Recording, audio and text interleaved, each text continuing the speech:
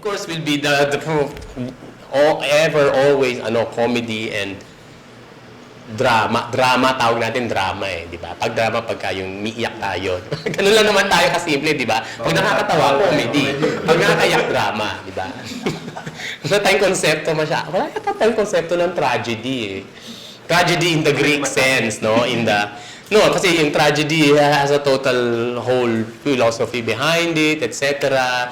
Yung pagkakaroon ng tragic flaw, yung pagiging larger than life ng ambition ng isang character, etc. I don't even think na, there are any modern tragedies that are being played right now because I think people don't feel the need for it. And probably because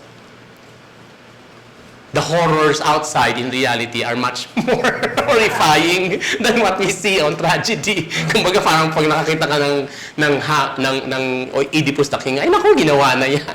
Parang nangyari yan dun sa may kapitbahay namin. Parang gano'n.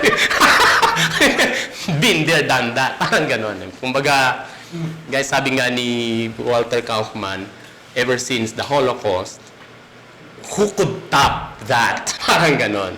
No? Okay, ito, yung pagpasok ni na Hitler ng mga strongmen, etc. Mga ganon. So, it may have its own course in history. No, pero sa Pilipinas, sa Philippine context, yung mga klase ng plays ay isang klase ng kategorya din yan, no? Comedy ba to or drama? Ito rin ang nagtatakda ng audience. Diba? Ano bang gusto ng mga Pilipino? Gusto ba nilang tumawa? O gusto ba nilang umiyak? No?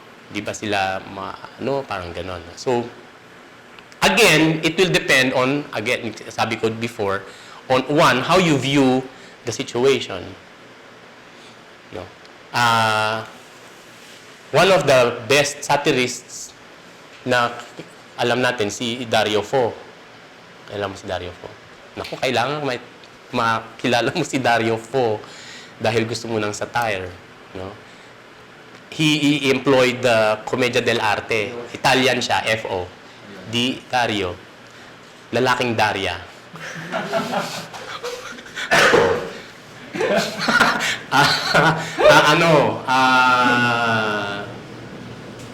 Political satire siya. Poking fun at the Italian government, the Vatican, etc. Meron siyang isang play na gusto kong sana magawa dito yung The Pope and the Witch. Alam ba yun? Ang maganda yung play na yun. No? May witch, oo. Kasi it's about the Pope na, di ba, magtototus-tuus siya sa audience na gano'n. Pag gano'n niya, biglang, sumakit yung likod niya, hindi siya makaano.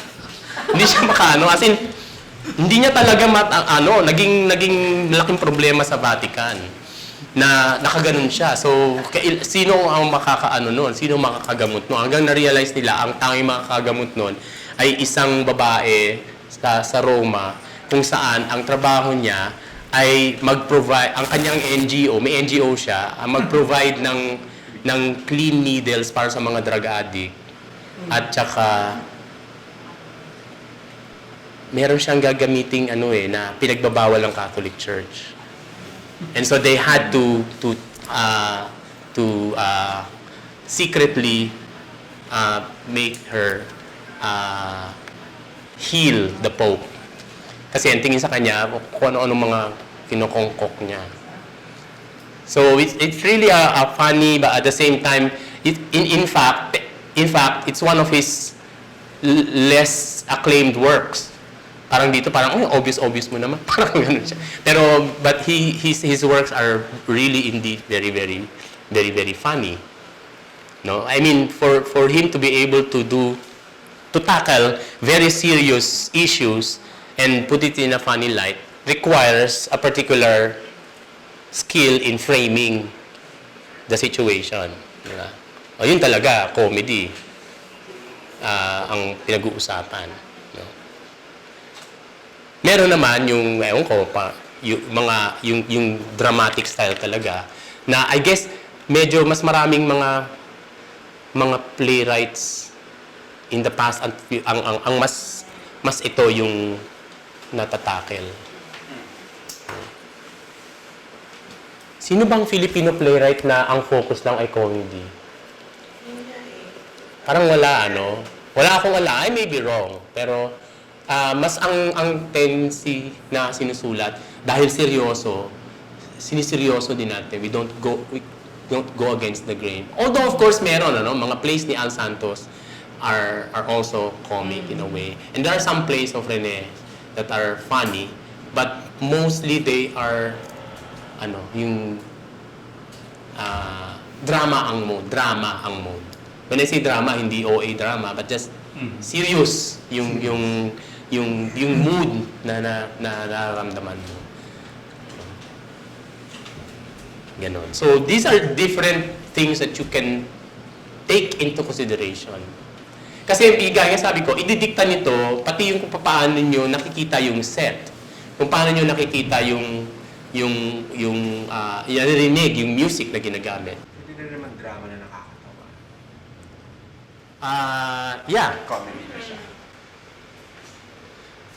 Hindi ko alam kung yan ang ibig sabihin ng tragicomedy. Pero yan ang isa sa mga gusto ko laging na-achieve. Na gusto kong isipin na ganun yung mga plays ni Chekhov na hindi siya talaga lugubrious na sobrang ponderous yung mga characters, laging kaganyan. Actually, most of Chekhov's plays are written as comedies.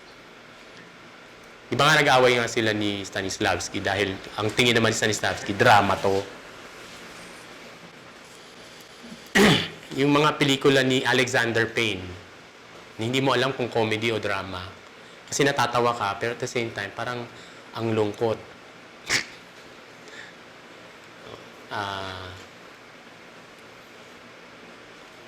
Yun magandang ma-achieve. Kasi yun yung tinatawag ni James Joyce na Joko serious. No, yung nakakakita siya ng katatawanan at the moment ng most crucially dramatic dun sa character. There's a movie of Ulysses that practically explains the novel because the novel is so dense. Parang ganun. Tsaka siya, minsan yung niya, yung kwan niya, at the moment na napaka-philosophical mo, bigla siyang uutot. May mga ganung klase siyang mga sa Ulysses. Kaya talagang akala mo seryosong-seryoso to, may approach mo ganun, pero ayun pala, hindi. So yun yung ina-achieve niya, yung the mundane and the profound.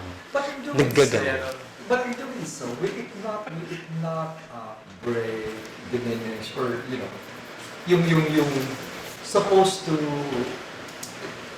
if I'm an audience, I'm so engrossed over this drama already. Then out of nowhere, may lalabas na komedya na parang walang hindi ba yung sisira o babasag? Ano yun? Ano mo yun? Risk mo yun?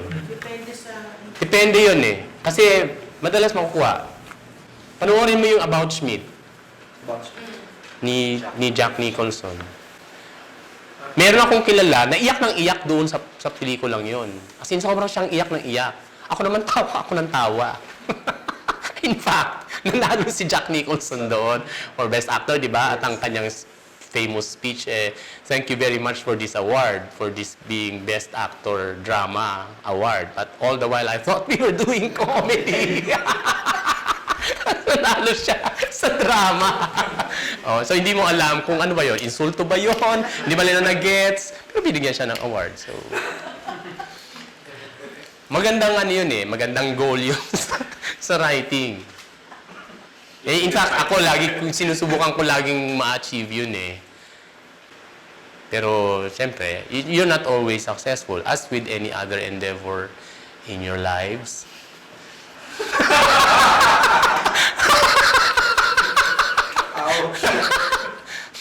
Diba? Yun.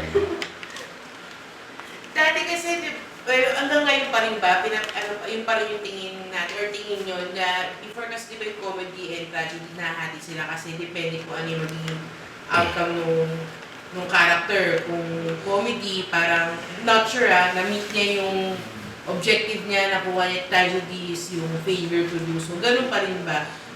Ang tingin ko, Oo, or yung pa rin ba, yung talagang strict na tama, or apparently now, medyo nag-iiba na kasi sa kakatawa na lang ba o sa drama, or how you mix the lines between. oo. I mean, ganun pa rin, I guess, yung definisyon, pero dahil alam mo yung definisyon, sinusubukan mong baliin yun. Nung ginawa ko yung adaptation, hindi adaptation, adaptation na rin yun in a way, yung rendition ng Merchant of Venice for Tanghalang Pilipino, Terry Kaufman. Di ba? Sinet ko siya sa Holocaust. So, that play is a comedy. Kasi nagkatuluyan lahat ng mga magsing-irog, etc., etc. Pero dito, ang finocus ko, yung si Antonio ay homosexual at si Shylock ay Hudyo. And yung dalawang yon ay talagang pinag-iinitan nung panahon ng Nazi. And so the whole context of the play is that they are prisoners who are made to play the roles. So that in the end, yung mga Nazi characters naging happy, and then in the end, you see the Jew and the homosexual being cast in the gas chamber. So, iba na yung take mo, hindi na siya comedy. Kasi parang a larger context has taken over. Parang ganun. So, depende talaga kung paano mo i-aangulo yung camera mo yung lente mo. Diba? May nakikita ka bang ano dito? Parang yung sinasabi ni Brecht, yung kanya isang dictum sa pagsusulat, when the character laughs, the audience cries. And when the character cries, the audience laughs. But all of those are matters of style and matters of taste. It may or may not work. Iba-iba ang pwede ninyong piliin. Dahil doon, kung doon kayo magsisimula, pati yung mga tauhan na saswak doon sa pinili nyong genre, medyo more or less hindi lahat ng klaseng tauhan mailalagay or magiging appropriate. So, dyan yun na tinatansya kung doon kayo magsisimula. Pero kung kunwari, nagsimula naman kayo sa na-fascinate kayo sa kwento ng isang character, minsan, yung buhay ng character na ito o yung ini-exhibit nitong behavior, minsan, nagbibigay sa inyo ng hint or clue na mukhang dito ang tamang genre niya. Parang pang-musical siya. Or parang pang-straight play lang talaga siya. O parang pang one-act lang siya. So kung paano ninyo ipagsatagni-tagni lahat ng ibang mga elemento at iba't ibang kategorya, yun yung nag-create ng identity nung dula. Yung uniqueness nung dula. Okay? Kasi, halimbawa, napili ninyo ang isang kategorya ng pagkuha ng traditional theater. Kung sinakulo yan, di siyempre si Jesus Christ na yan. Di naman pwedeng hindi, di ba? Doon pa lang, maano na kayo. Wala nang ibang pwedeng gumanap doon sa dula ninyo kung hindi si Jesus Christ. Kanya lang, kung moderno ang pagtingin mo at interpretasyon mo, pwede mong ipakita si Jesucristo bilang manggagawa sa panahon ngayon or bilang magsasaka na inilitan ng lupa at nakipaglaban mag-isa, no? At pinagtawanan ng mga kaaway, mga militar. No? So yun ang pwede niyong gawin. No? Yun ang posibilidad ng genre na ino-offer na pinili niyo. Again, hindi naman kinakailangan musical lang or hindi naman kinakailangan straight play lang. Pwede kayong, again, mag-rap or mag-spoken word. No? May ibang mga tao na yun ang ginagamit na estilo. Doon pa lang, maiisip nyo na yung paraan ng pananalita ng mga tauhan, maaapektuhan. Okay? Lalong-lalo na kung kunwari, sung through yung musical. Ibig sabihin, pakanta lahat. And so therefore, pwede mong i-mix yan. No? Lalo na kung kunwari urban ang setting as opposed to rural or even outside the country, mga OFW na nag-musical. So, iba yung papaano mo ito lulutuin at ano ang sangkap na ipapasok mo at tatansyahin mo yung balanse ng lahat ng ito. Yun ang medyo challenging bilang isang writer. Kasi minsan baka na-over-fascinate tayo sa isang genre, nakakalimutan natin yung gusto natin sabihin at saka yung mga tauhan para lang maging bongga. No? So, yun yung medyo doon makukuha yung husay ng pagpili ng manunulat.